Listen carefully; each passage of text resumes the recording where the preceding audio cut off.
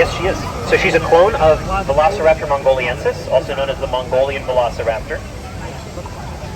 Now, she is a little different than her ancestors, though. Because she is a clone, not all of her DNA was copied properly. So we have some differences. Probably the most notable, she's never going to grow feathers, even though she should grow feathers. Ladies and gentlemen, in the latter Cretaceous period. So do not worry, we do have everything under control. Right? That's a little bigger. She's about to come out. Let's go ahead then and open the gates.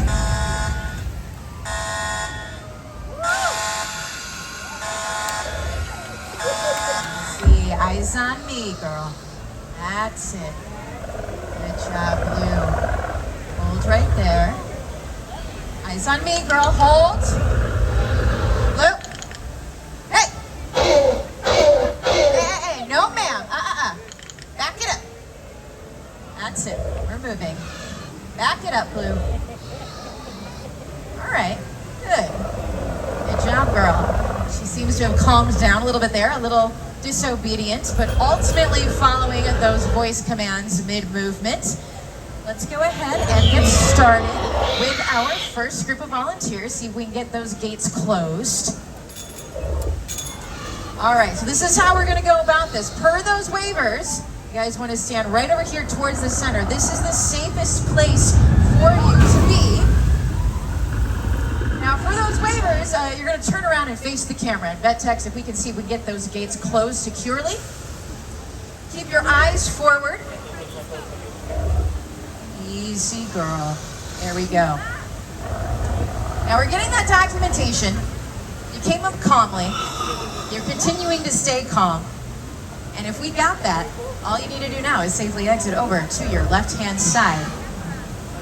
Easy, girl. Now she's gonna be watching you guys too. She's clearly got her focus on me at the moment. That's a good sign to have you guys safely exit towards that side and have our next group come on forward here. Very good. Yes, right this way. Excellent.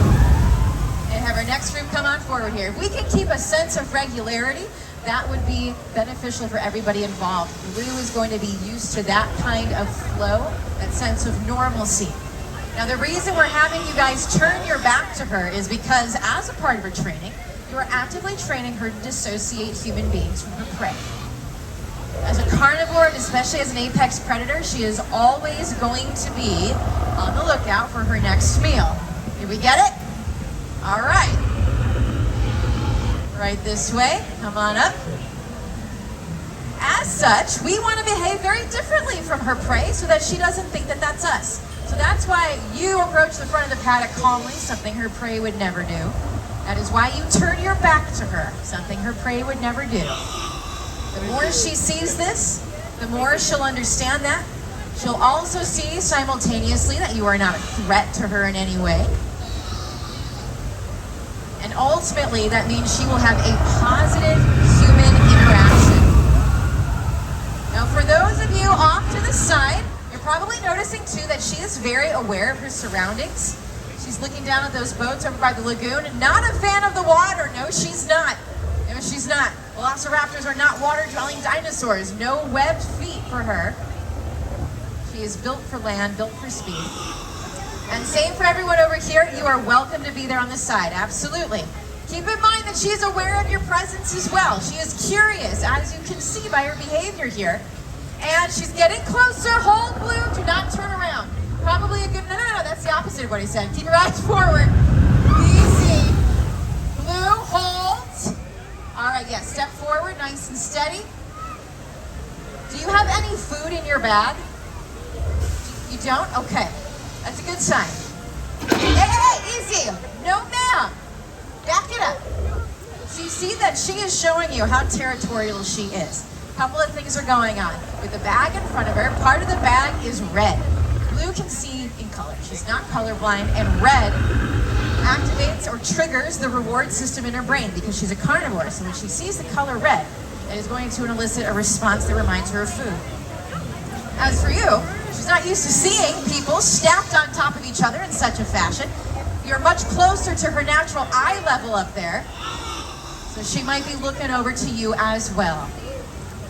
Easy, girl. Good job, Blue. Whenever we see that little head shake from her, that's ultimately a good sign.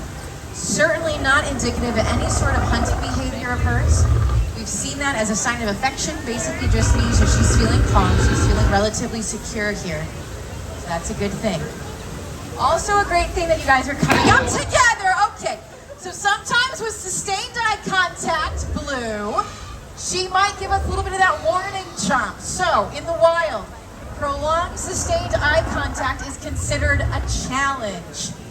Easy, easy girl. Let's have you come on up here.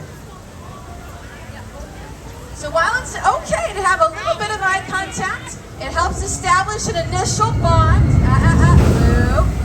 No ma'am, no ma'am, no ma'am. Back it up.